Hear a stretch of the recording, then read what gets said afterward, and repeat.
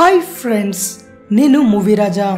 ఇప్పటికే social media రేటింగ్లో అరుదైన ఘనత సాధించి సరికొత్త ట్రెండ్ని క్రియేట్ చేసిన ఎన్టీఆర్ తాజాగా జనతా గ్యారేజ్ టీజర్తో ఏ హీరోకి సాధ్యం కాని ఫీట్ని అందుకొని చరిత్ర సృష్టించాడు.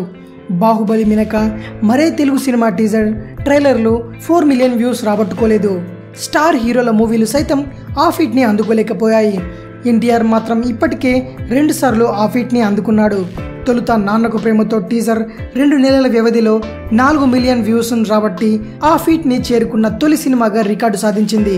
ఆ తర్వాత ఆ సినిమాకి సంబంధించే రిలీజ్ అయిన ట్రైలర్ కూడా అతి తక్కువ సమయంలోనే 4 మిలియన్ మార్క్ని క్రాస్ చేసింది. ఇప్పుడు జనతా గ్యారేజ్ టీజర్తో ముచ్చటగా 3వసారి ఆ ఫీట్ని క్రాస్ చేశాడు ఎన్టీఆర్. రంజాన్ కానుకగా జూలై 6వ తేదీన రిలీజ్ అయిన జనతా గ్యారేజ్ టీజర్ కేవలం 6 రోజుల్లోనే 4 మిలియన్ వ్యూస్ని క్రాస్ చేసింది. ఓ తెలుగు సినిమా టీజర్ ఇంత తక్కువ సమయంలో ఏకంగా 40 లక్షలకు పైగా వ్యూస్ రాబట్టుకోవడం ఇదే తొలిసారి. మరికొన్ని రోజుల్లో ఈ టీజర్కి 6 లేదా 7 మిలియన్ వ్యూస్ వచ్చినా ఆశ్చర్యపడక్కర్లేదు.